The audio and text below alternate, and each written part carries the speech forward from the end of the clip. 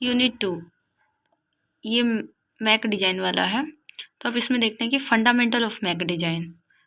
Mac decides how multiple device share the same communication medium without interference.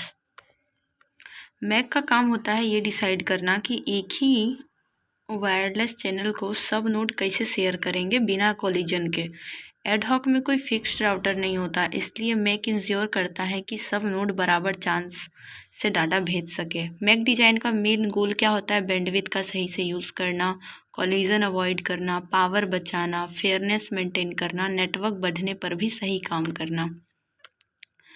जैसे 5 laptop connect using WiFi, MAC ensure that all get equal chance to send data without interference. Issues क्या क्या है Mac designing में? सबसे पहला issue है collision and interference. When two or more nodes send data at the same time their signal collide. दो लोग एक साथ फ़ोन पर बोल रहे हो, दोनों का वॉइस गड़बड़ हो जाता है। Hidden terminal problem, node A और नोड सी एक दूसरे को नहीं सुन पाते, पर दोनों नोड बी को डाटा भेजते हैं, जिससे बी पे कोलाइड हो जाता है। Expose terminal problem, node B is transmitting to A, node C think channel busy so it does not send to D. जैसे कि नोड बी ना ए को डाटा ट्रांसमिट कर रही होती है, लेकिन नोड सी को लगता है क्या कि चैनल बिजी है, तो वो डी को डाटा ट्रांसमिट नहीं करता है, बट एक्चुअली में तो सी और डी फ्री ही था। तो इससे क्या हो गया? चैनल का यूज़ नहीं हो पाया, चैनल वेस्ट हो गया। Energy constant, wireless sensor node battery पे चलता है, एनर्जी वेस्ट होती है, idle listening, over hearing, collision, ये सब की वजह से। तो एनर्जी कॉन्स्टेंट मतलब बैटरी पे चलता है तो एनर्जी जल्दी ख़त्म हो जाती है, ये सब इश्यूज हैं। Dynamic topology, nodes move frequently, routes and neighbours keep changing. Nodes move करते हैं तो कनेक्शन बार बार चेंज हो जाती है। फिर बैटरी लिमिट, हर नोड बैटरी से चलता है तो मैक को पावर एफिशिएंट होना चाहिए। स्केलेबिलिटी, छोटी हो या बड़ी नेटवर्क में इक्वली अच्छा काम करे। छोटी नेटवर्क हो या बड़ी नेटवर्क हो, उसमें अच्छे से काम करे, इक्वली काम करे। मैक प्रोटोकॉल्स, दो मेन टाइप्स होते हैं मैक प्रोटोकॉल के। एक कंटेंशन बेस्ड प्रोटोकॉल होता है, एक शेड्यूलिंग बेस्ड प्रोटोकॉल होता है। कंटेंशन बेस्ड प्रोटोकॉल्स में होता है अलोहा होता है कंटेक्शन बेस्ड प्रोटोकॉल में, जो कि नोड बिना चेक किए डाटा भेजता है। अगर टकरा गया तो रैंडम टाइम के बाद फिर भेजता है। सिंपलेस्ट मैक प्रोटोकॉल है ये। एक नोड ट्रांसमिट डाटा,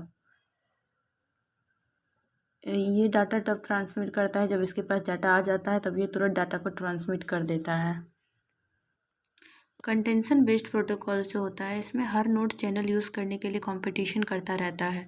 किसी नोड को फिक्स टाइम नहीं मिलता, बस जब चैनल खाली दिखता है तब डाटा भेज देता है। अगर दो नोड एक साथ भेज दें तो कोलिजन हो जाता है, फिर दोनों वेट करके दोबारा भेजते हैं। ये सिंपल होता है, लेकिन एनर्जी ज़्यादा वेस्ट होती है। कंटेंशन बेस्ड प्रोटोकॉल का बात हो रहा है। इसमें क्या होता है? अलोहा सबसे पहला और सिंपल प्रोटोकॉल है अलोहा। नोड बिना चेक किए डाटा भेजता है। अगर डाटा टकरा गया तो रैंडम टाइम के बाद दोबारा भेजता है।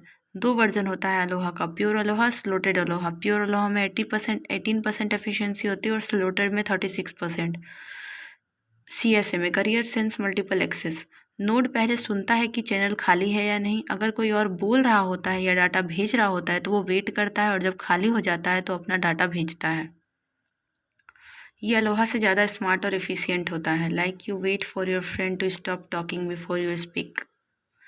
माका, multiple access with collision avoidance, solves the hidden terminal problem. MACA जो है वो हिडन टर्मिनल प्रॉब्लम को सॉल्व करता है। डाटा भेजने से पहले सेंडर RTS भेजता है, रिसीवर रिप्लाई करता है CTS। सेंडर जो है RTS भेजता है जैसे परमिशन मांगता है, और रिसीवर जो है रिप्लाई करता है जैसे हाँ भेजो, तब सेंडर डाटा भेजता है। ये जो माका होता है मल्टीपल एक्सेस, ये पहले RTS भेजता है, फिर इसको रिप्लाई आता है CTS, तब ये भेजता है। RTS CTS इसमें मेन रोल है, RTS CTS माका में। बाकी नोड्स चुप रहते हैं जब तक डाटा ट्रांसफ़र होता है।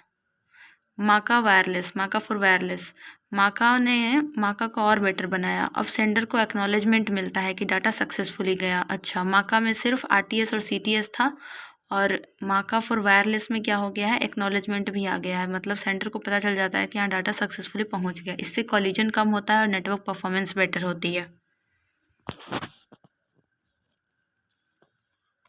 अब शेड्यूलिंग बेस्ड मैक प्रोटोकॉल, इसमें नोड्स लड़ते नहीं हैं, हर नोड को एक फिक्स टाइम स्लॉट मिलता है। जिसमें वो डाटा भेज सकते हैं। इससे कॉलिजन ज़ीरो होती है। TDMA में हर नोड के पास अपना एक टाइमिंग होता है। FDMA में अलग फ्रीक्वेंसी, CDMA में अलग code. Like students getting turns to speak one by one according to rule number. Make protocol for WSN. Make protocols WSN के लिए। WSN में एनर्जी सेविंग सबसे इम्पॉर्टेंट होता है क्योंकि हर सेंसर नोड बैटरी से चलता है। एसमेक में हर नोड थोड़ा थोड़ा सा सो जाता है और फिर टाइम पर उठकर डाटा भेजता है या लेता है। सब नोड्स एक जैसे टाइम पे उठते हैं। इससे एनर्जी बचत होती है, जैसे फ़ोन का battery saver mode. Forest fire detection sensor wake up every 10 second, share data then sleep again. TMAC time out MAC. TMAC SMAC का स्मार्ट वर्जन है। अगर ट्रैफिक कम है नोड जल्दी सो जाता है, अगर ट्रैफिक ज़्यादा है तो एक्टिव रहता है। इससे अननेसेसरी एनर्जी वेस्ट नहीं होती है। Like you sleep early when there is no work but stay awake during busy days. BMAC में नोड हर थोड़ी देर में उठकर चेक करता है कोई डाटा आया क्या। अगर कुछ नहीं मिला तो फिर सो जाता है, अगर डाटा मिला तो जग कर रिसीव करता है। इससे एनर्जी और टाइम दोनों सेव होता है। एक्समैक BMAC का एडवांस वर्जन है। ये डाटा भेजने से पहले छोटी छोटी सिग्नल पैकेट्स भेजता है। जिससे रिसीवर जल्दी वेकअप करता है। इससे एनर्जी और डिले दोनों कम होता है। Like knocking softly several time instead of one long knock, receiver wakes up faster. Energy efficient make protocol. In protocols का मेन फोकस होता है बैटरी बचाना और नेटवर्क को ज़्यादा टाइम तक चलाना। इसके लिए नोड्स स्लीप और वेकअप शेड्यूल फॉलो करते हैं। कोलिजन और दोबारा भेजने से बचता है। In smart agriculture system sensor and combined soil and temperature data once every hour to save energy. हो गया, कर लिया हमने यूनिट 2।